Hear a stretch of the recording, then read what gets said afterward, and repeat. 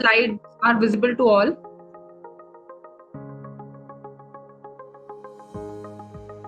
So the topics for discussion today are, it is regarding pathophysiology of pain. So we have picked up a question from December 2019 paper, which has 3 parts to it. So according to the distribution of marks, we have made it into a precise answer so that it is easy to attempt the question, right? So let's begin. The first part of the question is regarding pathophysiology of the pain, that has been asked for 3 marks. Okay.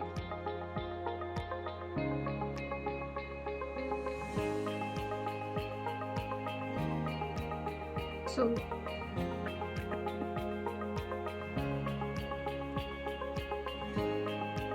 we'll just begin. I'm waiting for a few more students to join. So anyways, so before you start attempting the actual pathophysiology, we must describe a little bit about the introduction of the pain, right? So there is an International Association for the Study of Pain, that is called IASP, that has defined pain as an unpleasant sensory and emotional experience associated with actual or potential tissue damage or described in terms of such damage, right? That is International Association for the Study of Pain.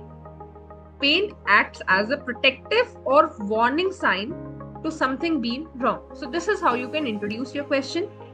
You may note down the points as well. So this is the society, the association, that is called the International Association for the Study of Pain, that is IASP, defines pain as an unpleasant sensory and emotional experience associated with either an actual or a potential tissue damage or described in terms of such a damage. It acts as a protective phenomena or warning sign to something being wrong. So I hope you're able to note down the definition, right? There is nothing much to explain in the definition. So we'll move forward to discussing the actual pathophysiology of pain. This is the pain pathway that we have been studying in our physiology books, right? There are certain steps in the pathway of pain. So the first step is the peripheral receptor, that is called the nociceptor. So this is a very easy to draw diagram as well. I have picked up such an image that is easy to draw as well. There is nothing much complicated in it, as you can see. So you begin making your diagram with a nociceptor, that is a peripheral sensory receptor. We'll briefly describe each of these steps in the subsequent slides. You can briefly mention about these nociceptors, dorsal horn and everything in the subsequent pages also.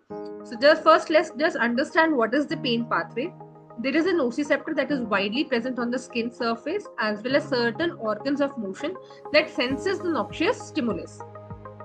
From there is beginning of the first order neurons. These are called the primary efferent neurons. They enter the spinal cord at the level of dorsal horn. They enter the spinal cord through the dorsal horn. There is synapse in the dorsal horn, and crossing over of the fibers takes place in the spinal cord. And the spinothalamic tract, which are now known as the second order neurons, they ascend right into the brain up to the thalamus. So as you can see, we have taken up a right thalamus and the left thalamus. The fibers from the right side had undergone crossing over at the level of spinal cord, and then they ascended right till the thalamus.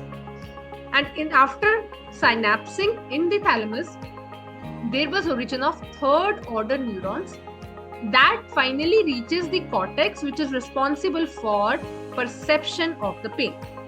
So this is a very easy to understand diagram as well as very easy to copy diagram. You begin with nociceptors that perceives the noxious stimulus. Primary efferent neurons, they traverse up to the spinal cord, enter through the dorsal horn. Sensory neuron will enter through the dorsal horn. Always remember. After the synapse, second order neurons, they cross over to the contralateral side, and the second order neuron traverses up to the thalamus. And from thalamus, the third order neurons reach up to the cortex via the limbic system. And cortex is responsible for perception of the pain, right? So we'll briefly talk about each of these steps also. As I told you, the first step was presence of nociceptors.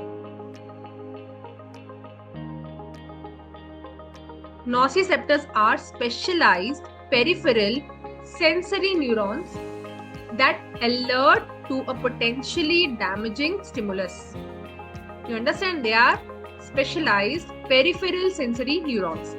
They alert to a potentially damaging stimulus, which may be extreme temperature, pressure, or chemical. They are widely found in skin, certain organs of motion like periosteum, joint capsules, ligaments, muscles. Also found in cornea, also found in dental pulp, meninges, pleura, peritoneum, and organ walls. So I give you time to note down these points, and I'll repeat once again, right? So talking of the nociceptors, they are specialized peripheral sensory neurons that alert to potentially damaging stimuli, which may be extreme temperature, pressure, or chemicals. And in the second point, you can mention about the sites of distribution. They're widely found in skin, then periosteum, then joint capsule, then ligaments and muscles. So all these are combined organs of motion. Other than that, they're also found in cornea, dental pulps, pleura, peritoneum, and certain organ walls. So they have a wide distribution, and they are actually the peripheral sensory neurons. After that, we had discussed about the peripheral nerve, that is the primary afferent neuron. If you remember, the primary afferent neuron, which was the first order neuron, right? That originated from the nociceptor. So peripheral afferent neuron, or the first degree neuron, this consists of axons of 3 different neuron types. So they can be primary sensory afferent, they could be motor neurons, and those are sympathetic post-ganglionic neurons. Out of this, in the current context, what is important is the primary sensory afferent. Alright, so peripheral nerves consist of 3 different types of neurons. Currently, we are discussing about primary sensory afferents, which can be A beta type, A delta type, or C type of fiber. I hope you are catching the point. So the difference between A beta, A delta, and C fibers lies in the type of stimulus they respond to. A beta fibers respond to light touch, and A delta and C fibers respond to painful stimuli. I hope you are able to follow. So we are talking of peripheral nerve that carries the impulse from nociceptor to the dorsal horn of the spinal cord. We are talking of the primary sensory afferent kind of neuron, which can have axons of 3 different types of axons of 3 different types. A beta fibers present in skin and visceral organs, they respond to light touch, whereas A delta and C fibers located in cornea respond to painful stimulus. Okay? Coming on to the dorsal horn neurons. So, you know, the third step was dorsal horn neuron, as you can see, from where, which was receiving the first order neuron. So, dorsal horn neurons, where peripheral neurons synapse with the dorsal horn neurons in the substantia gelatinosa of the spinal cord. Peripheral neurons synapse with the dorsal horn neurons in the substantia gelatinosa. Substantia gelatinosa is an important term to remember. At this point, there are release of certain mediators of pain, the most important of which is glutamate. Other than that, you have substance P and calcitonin gene related peptide, that is CGRP.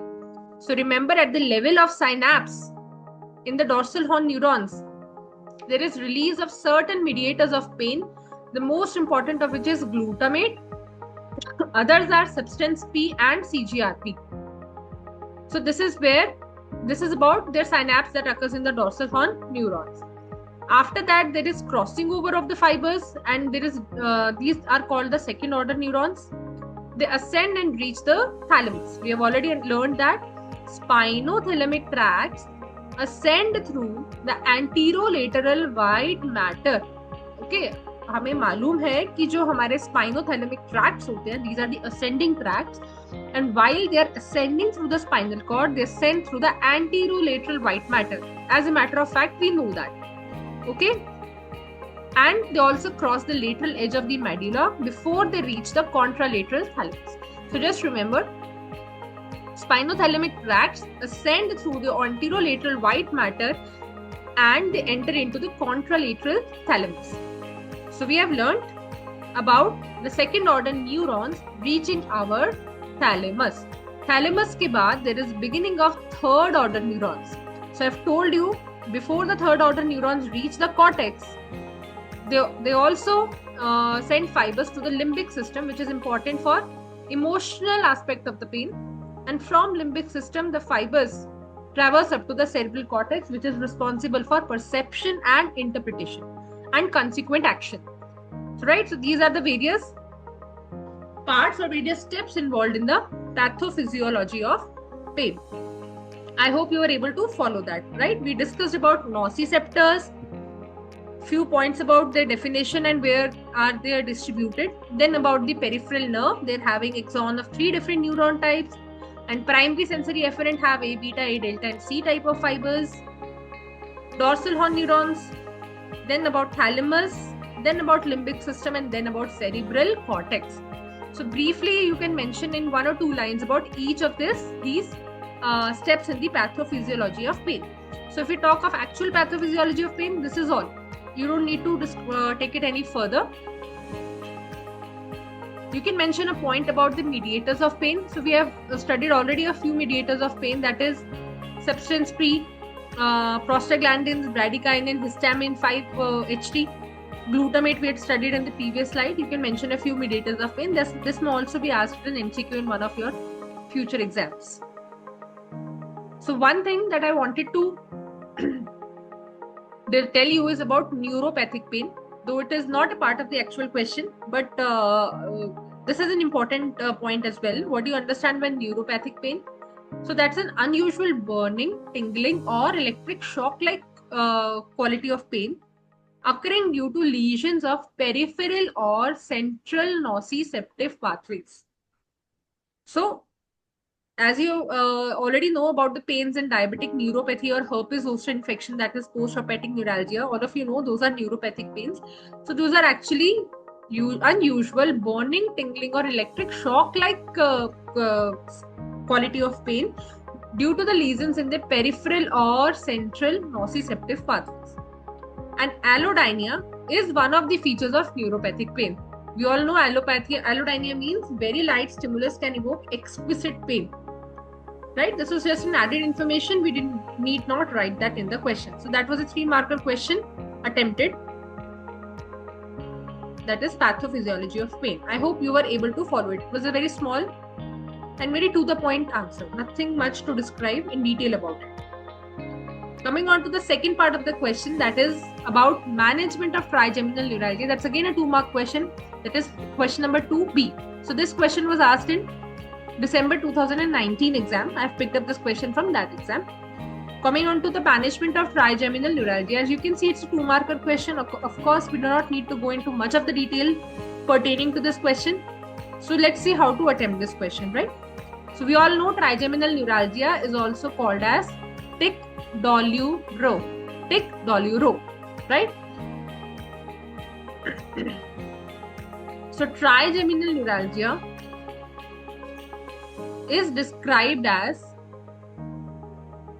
characterized by intense, excruciating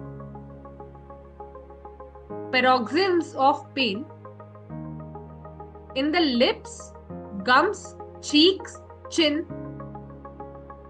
They last for a few seconds to 2 minutes. That may begin spontaneously or may be triggered by smiling, chewing, speaking, washing of face, brushing of teeth, or other tactile stimuli. So as you can see, this is a very disabling kind of disorder where the patient experiences intense, excruciating pain, paroxysms of pain. The area of distribution is lips, gums, cheeks, and chin. That is in parallel with the maxillary distribution of the trigeminal nerve. We'll look at that in further slides. They last for a few seconds to 2 minutes. They may begin spontaneously or may be triggered by certain stimuli as simple as smiling, chewing, washing of face, brushing of teeth, or other tactile stimuli. Got this point? This is about the introduction of trigeminal neuralgia. The main pathology lies in compression of the trigeminal nerve, that is the fifth cranial nerve, by a blood vessel, which is most often the superior cerebellar artery. So that artery can compress the trigeminal nerve while it is traversing through the middle cranial fossa, or there might be a tortuous vein, and that is believed to be the source of trigeminal neuralgia in most cases, right? So while the nerve has exited the pons and is traversing through the middle cerebral fossa, the superior cerebellar artery or a tortuous vein might cause compression of the trigeminal nerve, and that is what is known as trigeminal neuralgia. All right. So I hope you were able to follow this definition. So trigeminal nerve is the largest cranial nerve. You all know that. It is predominantly sensory, and motor sensations are exclusively carried in the V3 or mandibular division of the trigeminal nerve, which supplies the masseters, pterygoids, and tensor tympani. So that is why the organs, that the parts of the face those are most affected are the lips, gums, cheeks, chin. Okay, that is why these parts are the most affected parts. Typically affected ones are middle-aged to elderly female. So the female is to male ratio is roughly 3:2. Okay. I hope you were able to copy this one. That fifth cranial nerve is the largest cranial nerve. Trigeminal nerve is predominantly sensory, and motor fibers are exclusively carried in the V3 part. So there are three divisions of the trigeminal nerve. That is V1 for ophthalmic division, V2 for maxillary division, and V3 is for mandibular division. That is most often affected when we are talking of trigeminal neuralgia. And since it supplies the muscles of mastication like masseters, pterygoids, and tensor tympani muscles, which supply the middle ear or which are attached to the middle ear, hence these are the parts that are most commonly affected. Okay. So the question asked to us was about management of trigeminal neuralgia. So we begin with the investigations, then we are trying to describe about management. There is nothing much in investigations. It is mostly a clinical diagnosis or diagnosis of exclusion. So we can take up an ESR and CRP values to rule out temporal arteritis, because that stands as a close differential diagnosis. So in investigations, you can write ESR and CRP to rule out temporal arteritis. Then a high resolution MR angiography may be performed to visualize the relationship between fifth cranial nerve and the nearby blood vessels. So this is important before the surgical correction for trigeminal neuralgia is carried out. Right? So before the surgery, this is important to carry out a high resolution MR angiography. Okay? So there is nothing much in investigations. You can write this is basically a diagnosis, clinical diagnosis or a diagnosis of exclusion. Talking of the actual management, there could be a drug therapy or a pharmacological management. The second part is the surgical management. I hope you're all able to follow it. So beginning with the drug therapy, we know that the drug of choice for management of trigeminal neuralgia or tic douloureux is carbamazepine, which is an anti-epileptic drug. It is effective in 50 to 75% of cases. We start at a minimum dose of 100 milligrams OD given with food and gradually increased by 100 milligrams every 2 days until a substantial relief in pain is achieved. So I hope you have understood about the dosing. We begin with a 100 milligram dose given with food, increased by 100 milligram every second day until the desired results are achieved. Okay, that is about the dosing. It is also important. This has been asked in various MCQs across various platforms in the previous years. So, and also very important for clinical day-to-day practice. So just remember the dose. Third point is about maintenance dose again. So the maximum maintenance dose is about 800 milligram. You have to give it in 4 divided doses of 200 mg. And roughly it is required for 1 month with gradual tapering. Right? Remember the initiation dose as well as the maintenance dose. But it is associated with certain side effects like dizziness, ataxia, and agranulocytosis. Dizziness, ataxia, and agranulocytosis. Right? I hope you were able to copy the points pertaining to carbamazepine. So remember, there are certain drugs across medicine that are causing agranulocytosis as side effects. One of them is an antithyroid drug, and the other one is carbamazepine. So which antithyroid drug is responsible for agranulocytosis? We would like to know in comments from you. Okay. So this is another drug that was responsible for this side effect. Talking of the next drug, which is oxcarbazepine, which is equally efficacious as carbamazepine, but the toxicity is lesser. You can also be asked about the doses, that is 300 to 1200 milligram in 3 divided doses is the usual dose, right? So that is what the dose is. 1 or 2 doses that you are supposed to remember. Other drugs that may be used are the other anti-epileptics like phenytoin, lamotrigine, topiramate, and gabapentin. And baclofen, that is has also been found to be beneficial in the management of trigeminal neuralgia. So you need not remember these doses. They are slightly different from the usual anti-epileptic doses. Just remember the names and that should be sufficient, right? So because we are discussing the management of trigeminal neuralgia, that has been asked as a 2-marker question, as you can see. So this much information should be enough because there is limit to the number of pages also when you go on attempting the final exams. Talking of this surgical correction, so we need not tell about the surgical correction in great detail because that is not our area of practice actually, but you should know the names of the surgeries and the most commonly performed ones, right? So the most commonly preferred surgery is the microvascular decompression, which is effective in relieving the pressure on the nerve as it is exiting from the pons. So at the site where the superior cerebellar artery is compressing the trigeminal nerve, we are relieving the pressure at that point, and that is why it has been called as microvascular decompression. So it has good efficacy and low recurrence rate, and hence it is the most preferred surgical option. So it is important that you know about this name, that is microvascular decompression.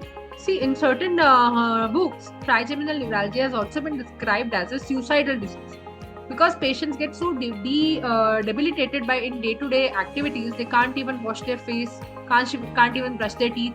So that becomes so irritating for them. So it has sometimes been called as suicidal disease also. So even when drug therapy is not working or it is refractory, so in those cases, surgical management has to be done. So next surgery is gamma knife radiosurgery. So gamma knife radiosurgery, as the name suggests, it has usage of certain gamma waves, right? But it has lesser efficacy, also has fewer side effects. They also have higher chances of recurrence. Third one is radiofrequency thermal rhizotomy. Radiofrequency, that means using radio waves and thermal waves. They perform rhizotomy, that is ablation of the trigeminal ganglion. So just remember one point, it involves thermal ablation of the trigeminal ganglion. The effects are short lasting but higher recurrence rate, and also they have more side effects. They have more side effects like facial numbness and weakness of the jaw, because the entire trigeminal nerve's action would be hampered, right? So just remember about radiofrequency thermal rhizotomy. It involves thermal ablation of the trigeminal ganglion, that is at the Meckel's cave, while it is exiting the skull.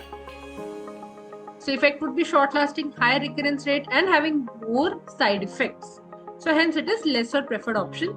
And the last one is percutaneous balloon compression. Again, it involves compression, balloon compression of the trigeminal ganglion. So both of them having almost similar kind of action. Hence, similar rates of efficacy as well as recurrence rates, right? So remember, while we were attempting this question, that is management of trigeminal neuralgia, we discussed briefly about the introduction of trigeminal neuralgia. We described the definition and briefly about the pathology behind it. In one line, we have described these two. Then briefly about a few important points regarding the fifth cranial nerve, which is the largest nerve and it has 3 parts, and third nerve is mostly affected in this disorder, and the females are more affected. Beginning with actual management, few lines about the investigations. And talking of management, we divided it into pharmacological therapy and surgical management. We discussed about the drugs, that is carbamazepine, oxcarbazepine, and other anti-epileptic drugs. And we discussed about the surgical management options with microvascular decompression, gamma knife radiosurgery, radiofrequency thermal ablation, and percutaneous balloon compression. Okay. Coming to the third part of the question, which is myasthenia gravis, diagnosis and management, right? This is third part of the question. So as you can see, it is a 5-marker question having 2 parts to it. That is diagnosis and management of myasthenia gravis. So diagnosis carries 2 marks and management carries 3 marks. So we'll discuss the question accordingly, right? It's a 5-marker question. So introducing myasthenia gravis is an antibody mediated, okay, autoimmune process. Obviously, if it is an autoimmune process, that would be antibody mediated. It affects the neuromuscular junction and characterized by weakness and fatigability of the skeletal muscles, right? So this is how you introduce. It is an antibody mediated autoimmune process. The site of disorder is at the neuromuscular junction, characterized by weakness and fatigability of the skeletal muscles, right? Basic pathology lies in presence of anti-acetylcholine receptor antibodies, which are located at the neuromuscular junctions. Presence of antibodies decreases or reduces the availability of acetylcholine at the postsynaptic membranes, right? So characterized by presence of anti-acetylcholine receptor antibodies at the neuromuscular junctions. So I hope you were able to follow this. We just briefly introduced the disorder and mentioned the pathology behind the disorder. So before you go on to the actual diagnosis and management, few points that I wanted to tell you about myasthenia gravis. So there is something called as myasthenic fatigue. Myasthenic fatigue. Okay. So what is myasthenic fatigue? Myasthenic fatigue is the fatigue associated with myasthenia gravis. Fatigue of the skeletal muscles associated with myasthenia gravis, that is called as myasthenic fatigue. Okay. Sometimes it may be asked to you here and there, that is myasthenic fatigue. I have not mentioned it in the slide. acetylcholine receptor, you should know it has got 5 subunits. And when acetylcholine binds to one of the subunits, it leads to opening of the channel. So just that was a brief extra point that you might be knowing as well. So moving ahead, when we talk of diagnosis of myasthenia gravis, that has been a 2-marker question. We take 3 parts to it. We talk about the history of the patient, we talk about physical examination, and we talk of laboratory testing. So there are 3 parts to diagnosis, right? Talking of history, patient would present with history of diplopia, dysphagia, ptosis, that is the most important history actually, dysarthria and dyspnea. So as you can see, other than ptosis, there are all bulbar symptoms. Okay. So bulbar weakness is especially prominent in MuSK antibody positive myasthenia gravis. We'll discuss it further about MuSK antibodies. So these are one of the history points. And history of characteristic pattern of muscle weakness, mostly affecting proximal muscles, neck extensors, and it may be generalized. History of characteristic pattern of muscle weakness is there. There is worsening fatigue with repeated activities, which is improved by rest. Okay, so repeated activities lead to worsening of the fatigue, that is called myasthenic fatigue.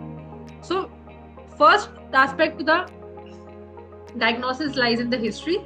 There is history of diplopia, dysphagia, ptosis, that is also called as ocular MG, dysarthria and dyspnea. So all other are bulbar symptoms. Remember, bulbar symptoms are more prominent in MuSK antibody positive myasthenia gravis. We'll talk about it in further slide. Characteristic pattern of muscle weakness, mostly affecting proximal muscles, neck extensors, or it may be generalized myasthenia. Worsening fatigue with repeated activity. Worsening fatigue with repeated activities improved by rest is a characteristic finding. So these are very typical points of history pertaining to myasthenia gravis. Okay. Second aspect is about physical examination. So we have to assess the muscle strength first of all. Whatever the affected muscles, we have to check their strengths. It may be neck extremities, neck or extremities, or extraocular muscles, or shoulder muscles. Just remember, if myasthenia gravis remains confined to the ocular, extraocular muscles or eyelid muscles for 3 or more months only, it is then called ocular MG. Okay, that was just an added information. Second part of the physical examination is vital capacity measurement, because the patient also presents with dyspnea as a result of bulbar weakness, or there may be involvement of diaphragm, hence vital capacity might be reduced. Third important point, the reflexes and sensory functions remain preserved during the early course of the disease. Remember, performing a neurological examination, there will be motor weakness, but reflexes and sensory functions would be majorly preserved. And fourth, bedside test is an application of ice pack. That is called an ice pack test. That is a very popular test, ice pack test. We apply ice pack to the eye with ptosis, the affected eye having ptosis. It results in improvement of the ptosis because cold temperature leads to lesser depletion of the quanta of acetylcholine receptors at the neuromuscular junction. That is when we call it as a positive ice pack test. Okay. So that is a simple bedside test to diagnose a case of myasthenia gravis. Okay. You can perform it in your OPDs or clinics also. So muscle strength assessment. Number 2, assessment of vital capacity through a PFT. Number 3, perform a detailed neurological examination, and you may note a preserved reflexes, sensory functions, or other neurological signs. And fourth is a simple bedside test, that is application of ice pack may result in reversal of ptosis, and that is in turn confirming a diagnosis of myasthenia gravis. Third aspect to the diagnosis is in laboratory testing. So we have 2 types of antibodies that may be positive when we are talking of myasthenia. We have already learnt of anti-acetylcholine receptor antibodies. They are 85% patients with generalized MG would have a positive anti-acetylcholine receptor immunoassay. 50% patients of ocular MG would have a positive AChR antibodies. And if it is negative, it does not exclude MG. Just remember the important points regarding anti-acetylcholine receptor radioimmunoassay. Then second antibody is anti-MuSK antibody. MuSK stands for muscle specific kinase. That is a protein involved in acetylcholine receptor clustering at the neuromuscular junction. That is a protein involved in MuSK is a muscle specific kinase. It is involved in clustering of the receptor in the NMJ. So it is a helping enzyme. It is not a direct receptor. So 40% of AChR receptor negative generalized MG. Okay, 40% of those patients in whom ACH receptor antibody was negative will have a positive anti-MuSK antibody. So it is also an important antibody. Okay, that is sufficient for you to know. Just as an added information, I want to tell you about a third antibody that has also been mentioned in textbooks. That is antibody against LRP4. LRP4 refers to lipoprotein receptor related protein. LRP4. Okay. That may be helpful to you in certain MCQs, but as such, they are not needed to write in your theory exam, right? So that is about the laboratory testing for myasthenia gravis. Just remember, MG is more common in females than males. Okay, the female to male ratio is 3:2. The female to male ratio is 3:2. Remember, females, when they are affected, they're more often affected in their 20s and 30s, that is younger age. Whereas males, if they're affected, they are more often affected in their 50s and 60s, that is later age, right? So the females are more affected. In general, autoimmune disorders are more common in females. You all know that, right? So this was about the laboratory evaluation of myasthenia gravis. Moving on. Talking of the management of before management, you have few more tests. One is repetitive nerve stimulation testing, and the other one is single fiber electromyography, and the third one is hydrophonium test. Briefly knowing about them, repetitive nerve stimulation or RNS testing, in them electrical impulses. What is the name of the test? It is repetitive nerve stimulation. So the name itself suggests electrical impulses are delivered at a rate of 2 to 3 per second, that is 2 to 3 hertz, to the appropriate nerves. In normal individuals, the amplitude of the evoked muscle, remember we are delivering electrical impulses at the rate of 2 to 3 hertz to the appropriate nerves. In normal individuals, amplitude of the evoked muscle potential does not change by more than 10%. But in MG patients, amplitude of the evoked responses, the muscle response amplitude would undergo a rapid reduction by more than 10%, signifying that there is significant muscle weakness as a result of decreased transmission of the electrical impulses. So just remember, when we are talking of repetitive nerve stimulation testing, electrical impulses delivered to the peripheral nerves and an expected reduction of the evoked responses or amplitude of the evoked responses by more than 10% in a patient of myasthenia is expected. You got this point?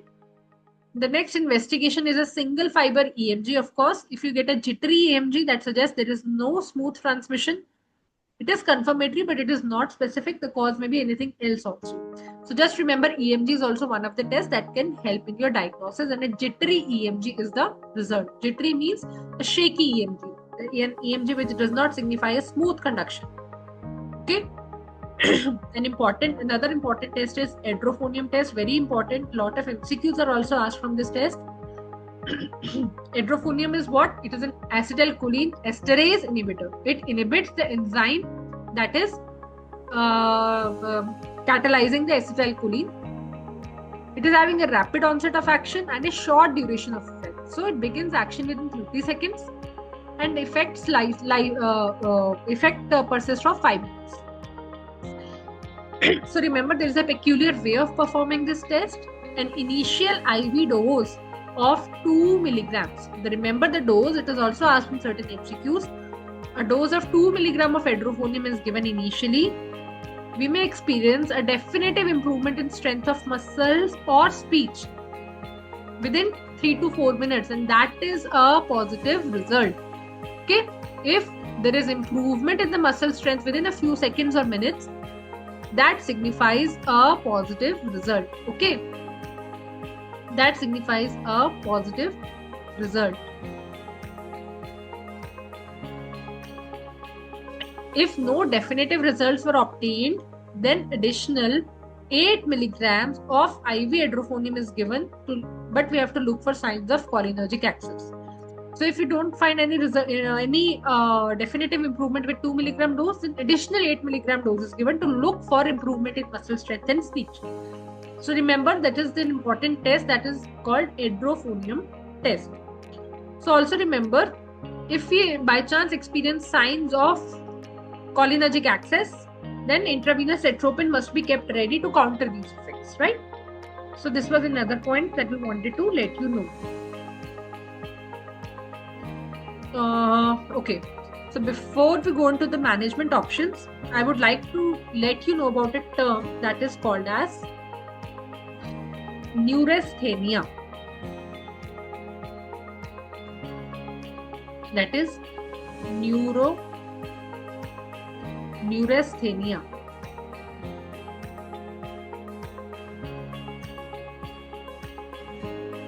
So what is neurasthenia? Neurasthenia, right? I hope you're able to copy the spellings. That is neurasthenia. So neurasthenia is a term that is used for myasthenia-like fatigue, but there is no organic basis for the same. So that there is basically an idiopathic disorder, neurasthenia. It is basically a myasthenia-like fatigue kind of a condition, but there is no organic basis for the same. Okay, that is neurasthenia. Moving on to the actual management options for myasthenia gravis. So we have the management options as number 1 is anticholinesterase medications, which are the most popular management options. Second is the glucocorticoid therapy. Third is the immunotherapy. Fourth is plasmapheresis. Then thymectomy. So plasmapheresis has been written twice by mistake, but these are the 5 important management options. So most important, most commonly used one are anticholinesterase inhibitors. The most popular drugs are pyridostigmine, which belongs to anticholinesterase inhibitors. Dose is also important. Pyridostigmine, we start with 30 to 60 milligrams, 3 to 4 times a day. Okay.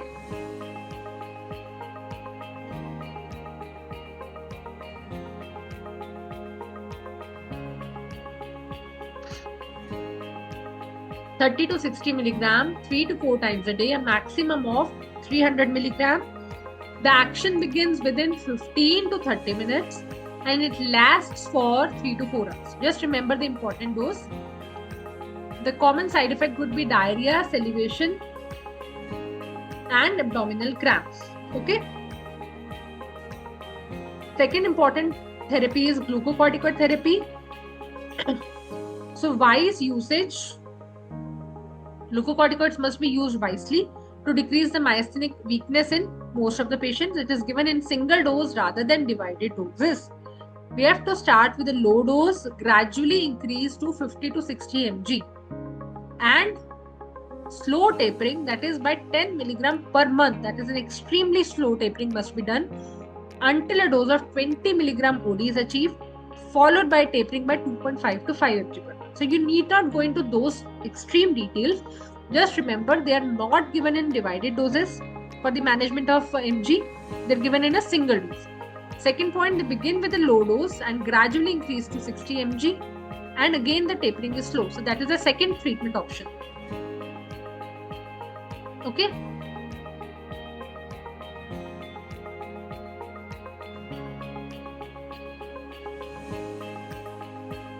Third one are the immunotherapies like mycophenolate mofetil, that's a purine inhibitor, azathioprine, cyclosporin and tacrolimus, those are calcineurin inhibitors, rituximab, which is anti-CD20 antibody, and eculizumab, which is antibody against complement C5. Right? So these are generally the immunosuppressant drugs that we use in most of the autoimmune disorders. Mycophenolate, azathioprine, cyclosporin, tacrolimus, rituximab, and eculizumab. Okay. Briefly about thymectomy and plasmapheresis, and then our topic is over. So thymectomy can be used as a treatment of myasthenia as well as a surgical removal of thymoma. So we know that thymoma is a commonly occurring comorbidity in myasthenia. Most of the myasthenia patients would also have thymoma. So roughly about 65% of myasthenia patients would also have thymus hyperplasia or thymoma as a coexisting illness, right? So as a surgical removal of thymoma as well as for the treatment of MG, we use thymectomy as an option. And the next one is plasmapheresis, where we perform mechanical separation of pathogenic antibodies from the blood cells. Mechanical separation. You know, plasmapheresis, the literal meaning is separation of the antibodies, and the antibody-free blood is then returned to the patients. So such 5 exchanges are performed over a period of 2 weeks, right? And in each exchange, roughly 3 to 4 liters of blood is exchanged. So just remember the name. That is mostly about management of myasthenia gravis, and one point about management of myasthenic crisis, where the patient has extreme muscle weakness that is sufficient to endanger life of the patient, life-threatening muscle weakness. When patient would require actual ventilatory support is known as myasthenic crisis.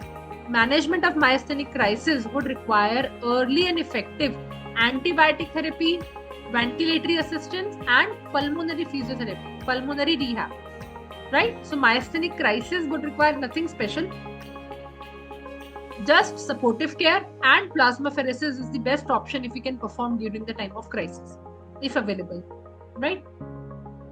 And another point I wanted to mention about the common drugs that can exacerbate myasthenia gravis. So this is not important for the current question, but as in general for MCQs as well as routine practice, those are quinolones, macrolides, aminoglycoside. These are the common antibiotics that we are using. So just wisely use your antibiotics when we are dealing with a case of MG. Or beta blockers, they can exacerbate the weakness, or quinines or magnesium. So there are few more drugs, but those are lesser used ones. So we have mentioned the commonly used ones. Okay. So before we leave the session, there was one spotter for you all. So this is regarding just identify these lesions and mention the most important causes behind these lesions. So I think this is a very simple question.